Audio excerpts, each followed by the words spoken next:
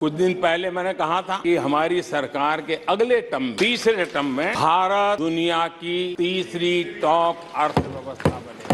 9 अगस्त बुधवार को 3 प्रमुख घटनाएं हुई। लोकसभा में सरकार के प्रति अविश्वास प्रस्ताव, भारत मंडप में पीएम की घोषणा कि हम तीसरी बार फिर आ रहे हैं तथा रक्षा मंत्री की लगातार दूसरी गर्जना। तीनों घटनाओं का परस्पर में संबंध है, जिसके बारे में हम विस्तार से बात करेंगे। रक्षा मंत्री राजनाथ सिंह ने परसों कारगिल दिवस पर कहा कि जरूरत पड़ी तो हम एलओसी पार करेंगे। पिछले 2 महीनों में यह बात उन्होंने दूसरी बार कही है। याद कीजिए, पिछले साल रक्षा मंत्री ने कहा था कि पीओके हमारा है, हम लेकर रहेंगे। कुछ वर्ष पहले जब धारा 370 हटाई गई, तब अमित शाह ने संसद में सीना ठोक कर कहा था कि पीओके हमारा है, एक दिन हम उसे भारत में मिला लेंगे। तो समझ जाइए भारत किधर जा रहा है। दिल्ली में भव्य आईईसीसी परिसर भारत मंडप का लोकार्पण करते हुए प्रधानमंत्री ने भारत का जो स्वप्न प्रस्तुत किया वह हैरान करता है। उन्होंने सीधे सीधे कह दिया कि हम तीसरी बार आ रहे हैं और भारत को $5 ट्रिलियन की इकोनॉमी बनाकर रहेंगे। तब हमारी अर्थव्यवस्था आज के 5वें स्थान से छलांग लगाकर तीसरे स्थान पर पहुंच जाएगी। भारत को बेहद ऊंचे मुकाम पर पहुंचाना हमारा लक्ष्य है। पीएम ने देश को उनके भरोसे दिलाए, जिसमें भारत को विकसित भारत बनाने का सबसे बड़ा वादा है। प्रधानमंत्री और रक्षा मंत्री की भाषणों के